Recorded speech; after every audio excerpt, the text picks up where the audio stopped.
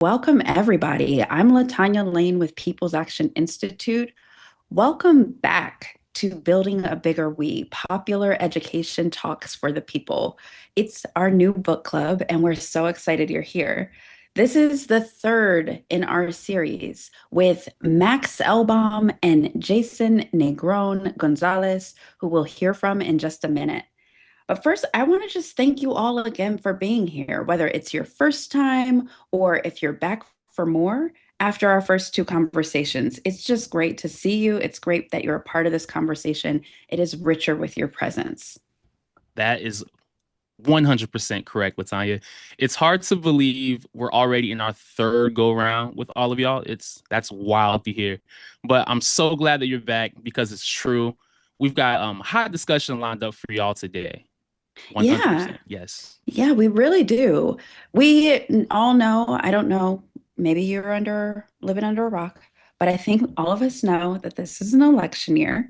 And so right now, a lot of us are asking what we as grassroots organizers can do to keep our democracy alive and move it in the right direction.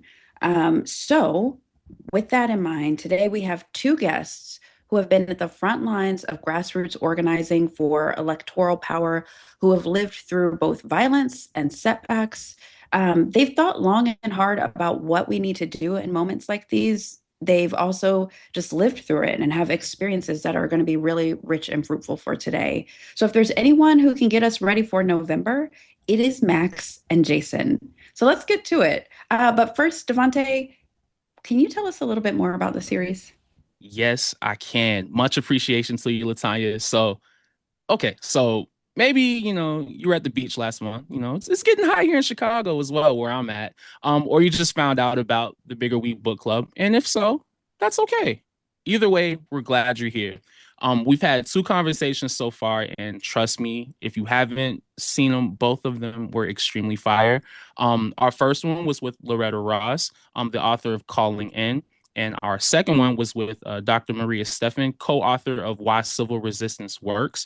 And I'm still thinking about some of the wisdom that they shared with us. I'm carrying that into my work today as well. And if you miss these, don't worry.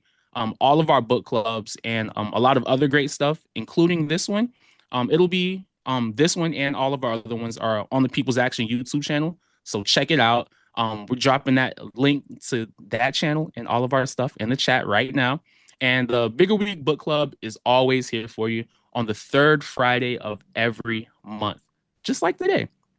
So make sure you sign up with the link in the chat for next time and invite your friends and fellow organizers. Next month on July 24th, we'll talk with Vanessa Priya Daniel, the author of Unrig the Game, What Women of Color Can Teach Everyone About Winning. So I know you won't want to miss it. So if you haven't yet, make sure you sign up. That's ppls.ac/bigger we. That's in the chat. So make sure you do that. In each of these sessions, we try to share the voice that are most relevant to you in your work as organizers. Like our guests today, they all have deep experience and perspective that can inspire and make us more creative in our work together. And we want to hear from you. So please send us your suggestions for future sessions. That's right. We also want to hear from our authors, also want to hear from you. So please, as we're going through the conversation today, please drop your questions into the chat right now and as the conversation goes. And it can be as in the weeds as you want. Like we are doing an electoral work in this district and what do you think about this, or it can be super broad about the moment that you're in. Whatever questions that you have that are coming up for you will add texture and richness to the conversation, so please drop them in the chat. We'll get to as many of them as we can as the conversation goes.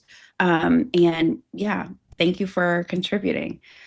So I want to do a little orientation just around who our guests are and what they're bringing into the conversation. So both of our guests today, Max Elbaum and Jason Negron-González, have been at the front lines of electoral organizing for a better world. They've been up close and personal with many of the most successful grassroots campaigns for progressive power of our time, from the rise of Bernie Sanders to creation of new formations on the ground, like Jason's group, we've probably heard of Seed the Vote, right?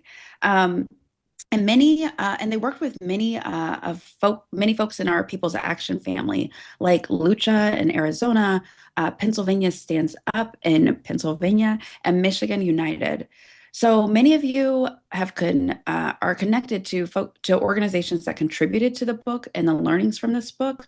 Many of you are in the room today, and so I know you're interested in what you have to say, and I know you have tons of things to offer about how you've grown even past that moment that this book captures. So both Max Elbaum, Jason Negron-González, and many other contributors, their insights are gathered in the book that we're talking about today, Power Concedes Nothing, How Grassroots Organizing Wins Elections, which was published by OR Books together with Convergence, a magazine of radical insights, in 2022. And if you signed up in advance for our book club, you should already have a copy. Much of the organizing that gets described in this book fueled the blue wave that took back Congress for Democrats during the first Trump administration. And it introduced us to people's champions like Alexandria Ocasio-Cortez, Tlaib, and Summer Lee, which sounds good, right? Like in this moment where we are in a serious fight for our democracy, I bet there's a lot of us who are ready for a new wave of people's champions. Like throw up an emoji if you are ready for a new wave of people's champions. Yeah, okay. I see some hearts. I see some. Yes, celebratory. It's time. It's time. Who's ready to take back Congress this year? And then in 2028, take back the White House. Keep those emojis coming. Yeah. Oh, I'm going to throw one up too. Let's go. Right. So I think we are all ready and hungry for people's champions to be the ones who are making the calls that we co-govern with, to make the calls about our community. But I don't need to tell any of you that the road ahead is not an easy one. There's a lot of obstacles that we're going to have to navigate. We have opponents who don't really care about democracy, as long as they get the power they want. In fact, there are some who are like, democracy isn't of interest to me. I'm I'm ready to take away votes, or I'm ready to make sure it's harder for people to participate in how their lives are governed. And they're doing it even as we speak. So there's a lot of work to do. We are the right ones to do that work. So let's get to it. In this book, we hear about serious organizers all across the country. And I want to just kind of make sure we talk a little bit about who our first person is. So, and just so you know how it goes, I'm going to tag team with Devante in this conversation. And we have Marta Papadiak from People's Action, who has been thinking for the past many moons about election protection, about our electoral work. So we'll also hear from her. So you'll hear from me, from Devante, from Marta, from Jason, from Max, and we'll get started. So let's jump in with Max.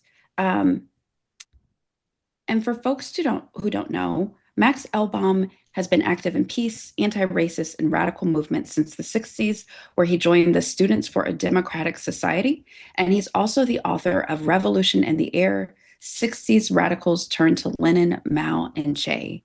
Together with Linda Burnham and Maria Poblet, he curated the series of essays we'll discuss today to create the book Power Concedes Nothing, How Grassroots Organizing Wins Elections. He's also currently on the editorial board of Convergence magazine. And Jason, who we'll hear from later, Jason Negron-González, is a community organizer and now the political director of Seed the Vote, which grew out of his experiences with Bay Area organizers of how grassroots organizing can supercharge political campaigns. Together, they founded Seed the Vote to help groups nationwide harness this grassroots energy and elect true working class candidates to every level of public office. They helped bring back Democratic control to Congress during the first Trump administration, and Seed the Vote is now working hard with allies like People's Action to do this again in Trump 2.0. So let's welcome Max Elbaum to the conversation. Thanks for Max. having me. A Oh, pleasure to be in dialogue with all of you. we're so glad to have you. And thank you for all the work that you've done. I just kind of want to start off hearing about what inspired you to gather these essays. You've been doing this work for a while, and why did it feel like the moment to bring folks together and start sharing these learnings with the broader public? Well, I come out of a left tradition that says summation and evaluation of our experiences, learning what works and what doesn't work, is extremely important for progressive and left advance. And often that process, though, is divided, where the organizers on the ground do the work and some other set of journalists or analysts or scholars write about those lessons. And a big part of our inspiration to produce this volume was the rich experiences in 2020. And we thought that the organizers themselves, who are often very, very busy and leave the task of summation to others, we should push and try to get their voices central to the summation of the rich experiences of 2020. And that was a big part of our motivation for trying to get this down in a book form so it would have legs, it would have lasting value. It wouldn't just be another one where a couple of pieces appear on the internet and then 2, 3 weeks later they're gone. That's so smart. I think so many times we see the results of organizing without hearing about the process, like how we got to those wins or how we shifted the conversation to include topics or policies that everyday people care about. So I think it's incredible that you made it so accessible to so many people. Um, I love the title of the book, Power Concedes Nothing. Can you talk about why you chose that title, where it comes from? And also, how is the reasoning behind the title? How's that relevant today? Power concedes nothing is a quote from one of the most famous speeches of Frederick Douglass. It concedes nothing without a struggle. It never has, and it never will. And there were two main reasons we chose that as the title. The first is to highlight that point about struggle. We're in a fight. And as Frederick Douglass said, whether it's a moral one or whether it's a physical one, it's a struggle. The second reason is we wanted to highlight the continuities and the patterns in U.S. history and the link between the struggles that Frederick Douglass was involved in and the struggles we're involved in today.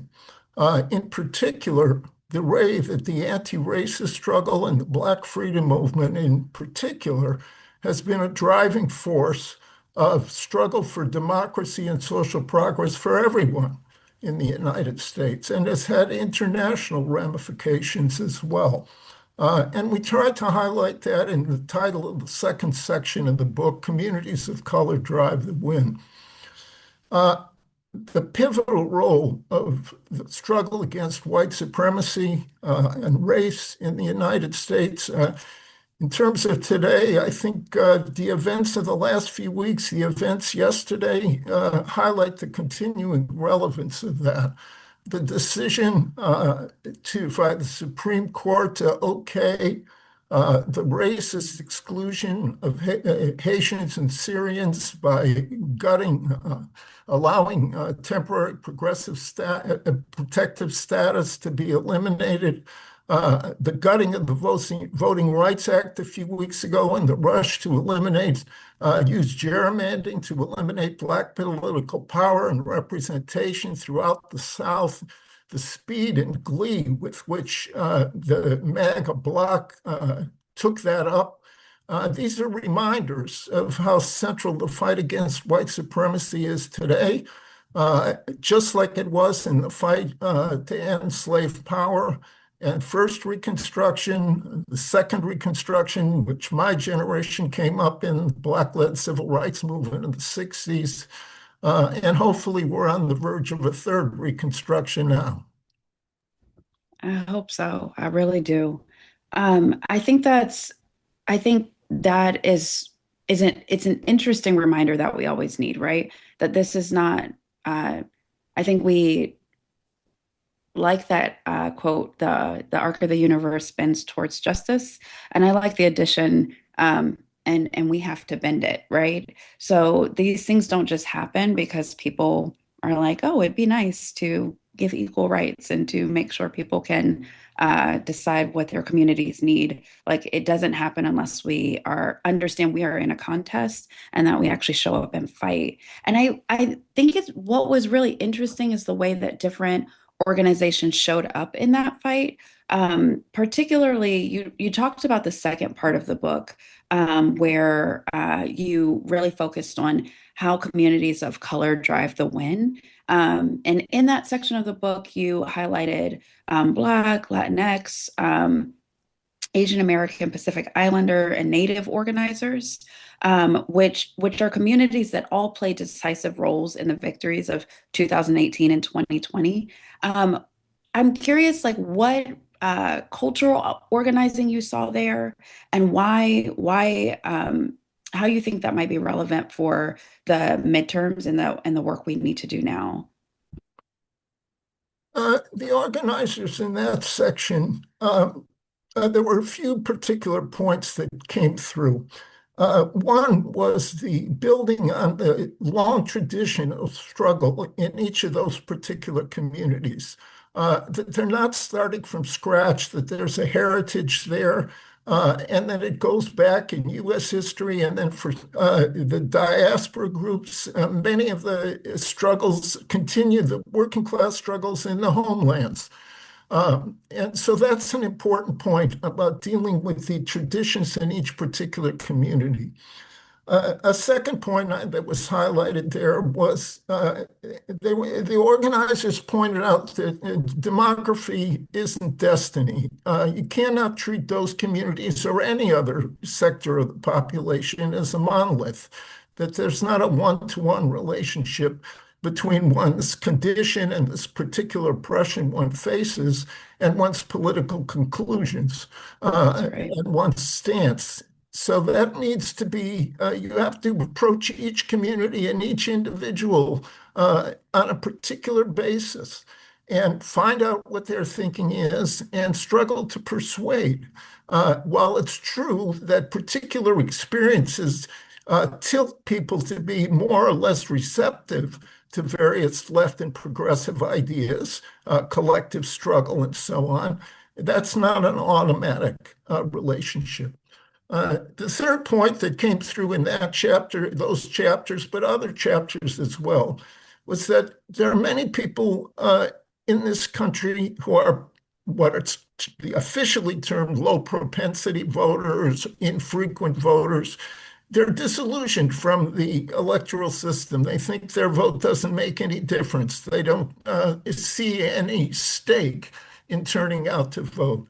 And then really, we should use the terminology that they've been low investment voters, that the political establishment has not given them those reasons, has not reached out to them. There's many, many stories in the book and in 2022 and 2024 about knocking on doors. I think Jason will have some stories to share about this. Often see the vote, or People's Action people or canvassers are the first people ever to approach people and ask them what's on their mind. So if you invest in communities, if you reach people, if you do the year-round organizing that's foundational to People's Action's view of social change, you invest in those voters, you give them a chance, and you tap the talent that's there. There's a tremendous reservoir of talent amongst the people who've been excluded and marginalized that we have to tap into if we're going to change, bring the scale of change that this country needs. Yeah, I think I that language of low investment voters really resonates. I think there was a moment in the book where folks talked about high potential voters, and I there was an example from Georgia where they talked about using kind of cultural moments. So in the South, particularly in Black communities, um, New Year's is a time to, make black eyed peas and collard greens and kind of set some intentions for the new year. And so um, there were organizers who were just offering bags of black eyed peas outside of voting stations and reminding people, like, hey, across the street, have you voted? Right.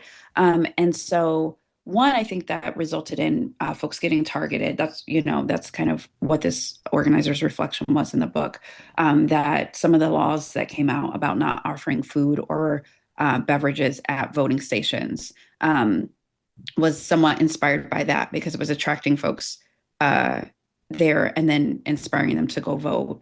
And so that's like an element of voter suppression. But I think one of the things that surprised me is that it does this thing that you're talking about, where people who haven't had investment, people have not shown up at their door, have not invited them to participate. There's actually a lot of potential there. It might actually be better called like high potential voters, because they haven't been tapped and invited. And when they are, they show up and they take action. Um, I think one of the things that stands out to me is um, the backdrop of this conversation. Like you've been mentioning, this is a fight. You've been mentioning kind of there are elements that are not interested in democracy. But in the book, the backdrop for the conversation is Donald Trump's takeover of the White House in 2016. And I feel like that moment was loud and astonishing to many of us. How was this a wake-up call for grassroots organizers who might not have seen